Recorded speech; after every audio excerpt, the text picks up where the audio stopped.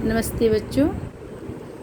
आज हम लोग संस्कृत के प्रश्न पत्र के प्रारूप के अंतर्गत हमारे प्रश्न पत्र में एक प्रश्न आता है अपठित अबोधनम। पहले ये क्लास 8 में 10 मार्क्स का आता था, लेकिन अब ये 5 मार्क्स का आता है और इसमें हम लोग जो पढ़ेंगे उसी से हमारे सारे प्रश्न उत्तर करने होंगे। और ये खंड क में ये प्रश्न अपठित अबोधनम जो है वो खंड क के अंतर्गत आता है।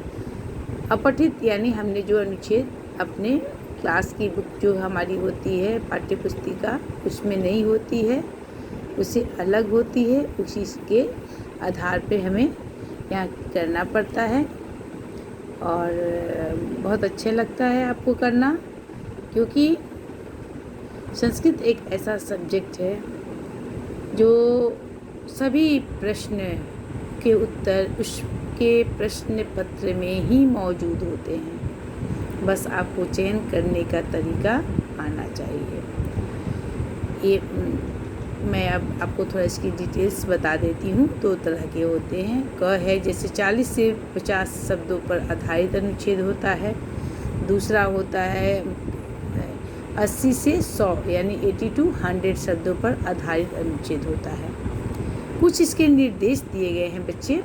सर्वप्रथम गद्यांश को भली भांति पढ़कर समझ लेना चाहिए और जो गद्यांश में निर्देश दिए जाते हैं उसके अनुसार ही आपको उत्तर देना होगा। अगर मान लिए एक पद में उत्तर देने की बात कही गई है तो आपको सिर्फ एक पद में ही उत्तर देना है।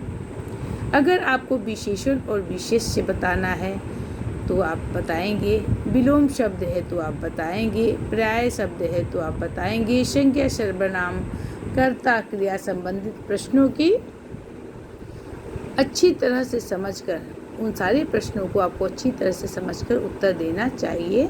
शीर्षक देने में भी विषय वस्तु का केंद्रीय भाव समाहित करना चाहिए और जो केंद्र विषय वस्तु यानी शीर्षक जब देना हो तो बहुत अच्छे से अनुच्छेद को पढ़ना चाहिए। जो हमारा अपठित अबोधनम का अनुच्छेद है उसे हमें बहुत अच्छे से पढ़कर और शीर्षक देनी चाहिए। ज़्यादातर प्रश्नों में शीर्षक 2 मार्क्स के आते हैं। इसमें 1 वर्ड आंसर आता है, पूर्ण वाक्य न आता है, कर्ता क्रिया पूछी जाती है, अव्यय पूछा जाता है, वचन पूछा जाता है, विलोम पर्यायवाची जो भी है ये पूछा जाता है। तो यहाँ पर कस्मिंश्चित् देशे धर्म बुद्धि पाप बुद्धि च द्वे मित्रे प्रतिवशतः स्म अथ कदाचित् पाप बुद्धिना चिन्तितम् अहं तावत् मूर्खो दलिद्रश्च तदेन धर्मबुद्धिमादाय देशान्तरं गत्वा अस्य आश्रमेण अर्थोपार्जनं कृत्वा येन अपि वञ्चित्वा सुखी भवानीति। अथान्य अस्मिन् हानि पाप बुद्धि धर्म बुद्धि प्रवाह वो मित्र शास्त्रेष्यद्वयं वर्णितं यत् येन देशान्तरेषु बहुविध भाषा भेषादि न ज्ञात तस्य जन्म धारणी पीठे निरर्थकम अतः आवाम देशांतरम गच्छावः इति। ये हमने अनुच्छेद पढ़ा।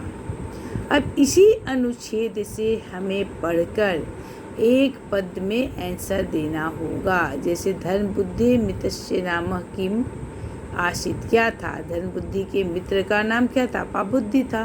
तो हम यहाँ देंगे मूर्ख दलिद्र च कः आसीत, कौन था? आपको पढ़ के यहाँ से आंसर देना होगा।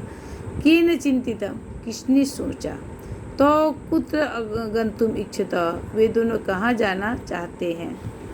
पुनवाक्य न धरणी पीठे कस्य जन्म निरर्थकम, तो इस सेंटेंस को पूर्ण वाक्य में हमें आंसर देना होगा। निर्देशानुसारम उत्तरत, निर्देश के अनुसार उत्तर देना होगा। वंचित्वा पदे कह प्रत्यय, कौन सा प्रत्यय होगा? अगर मैं इससे पूछेंगे आप तो मैं तो कत्वा प्रत्यय बताऊंगी। दुखी अस्य विलोम अत्र किम प्रयुक्तम, दुखी का क्या होगा? तो सुखी। उसी प्रकार से चिंतितम का क्रियापद का कर्ता कौन होगा?